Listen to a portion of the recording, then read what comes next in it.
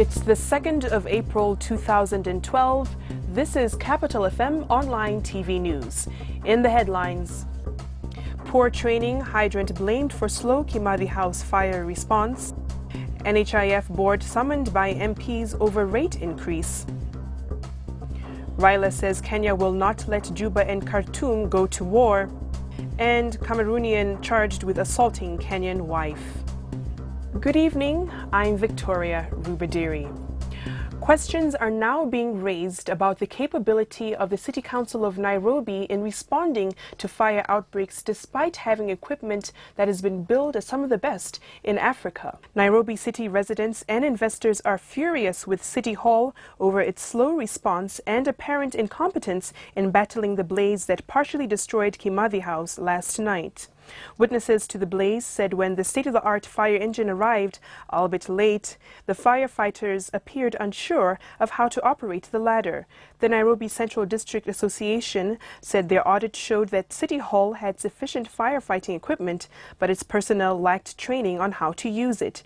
Chairman Timothy Muriuki claimed the council has also failed to conduct drills and ensure that their firefighting equipment was in working condition. City residents and those affected by the fire demanded an explanation from the CCN to know why firefighters who rushed to the scene were ill-equipped to fight the blaze. Esther Gashie, who works for a law firm on the 5th floor of Kimathi House, also fumed at the council. Kimathi House brought back the memories of the Nakumatt downtown supermarket fire, which burnt down in January 2009, leaving about 20 people dead. Inafaa kuwa free hiyo kitu. Wakuja watengeneze hizo magari wafanye kila kitu. Na miguu zao zikaangerada kila time.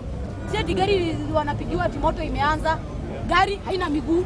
Watu wa kuzima hawako wanakuluka mikate. Wakikuja wanakuja na gari nusu, haina maji. Sasa wanaanza tena kutafuta maji, alikuwa anakuja kuzima na nini hewa. Hii ni moto bana. Hii ni moto. It's not a kitchen. Ama si moto imeanza atika kitchen hivi. Meanwhile, the Nairobi Fire Brigade says low pressure at a fire hydrant caused delay in putting out the blaze that took several hours to extinguish. Deputy Chief Fire Officer Peter Ngugi told Capital TV that they had to use alternative means to get water since their equipment could not be fed using the hydrant. He also pointed out the lack of smoke and fire detectors at Kimathi House contributed to the spread of the inferno, which extensively damaged 3 floors in the building.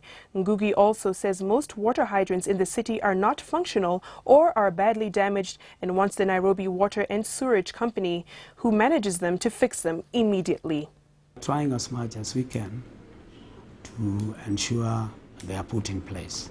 We are liaising with the company, the Nairobi Water and Sewerage, although they delay in acting, where you find that we rush to particular scenes only to find the pipes are dry or maybe the fire hydrants are already broken. You cannot be able to access it and get water.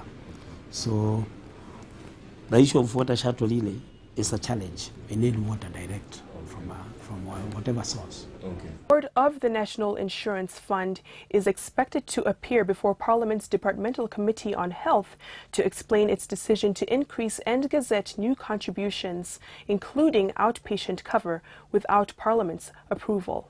Committee Chairman Richard Monda reprimanded the board and Chief Executive Officer for providing insufficient information on the scheme on 2 occasions when they have appeared before the House team.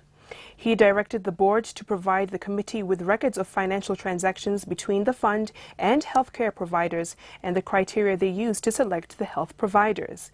MPs sought to know the measures in place to ensure the additional contributions will be used for the intended purpose, citing past cases of mismanagement of funds. The board, citing the NHIF Act, reviewed the changes that will now see the least contributor earning less than 6,000 shillings contribute 150 shillings, up from 20 shillings, while those earning 100,000 shillings and above part with 2,000 shillings per month. The board chairman, Richard Muga, committed to furnish the committee with records of the transactions between the fund and health providers. Kenya is deeply concerned about the heightening tensions and escalating hostilities between Sudan and South Sudan. Prime Minister Raila Odinga says Kenya will do whatever it takes to ensure the issues between the two countries are resolved without resorting to war. The PM said Kenya is concerned that another full-scale war between Juba and Khartoum would pose immense security and humanitarian challenges to the region, which is struggling to contain insurgents from Somalia and is yet to overcome the drought and refugee problems in the Horn of Africa.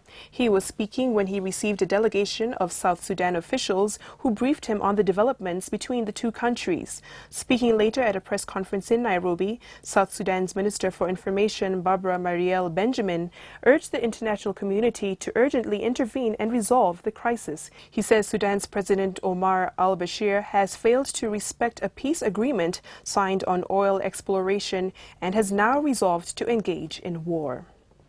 And that does it for our top stories of the day. Thank you for joining us. I'm Victoria Rubadiri.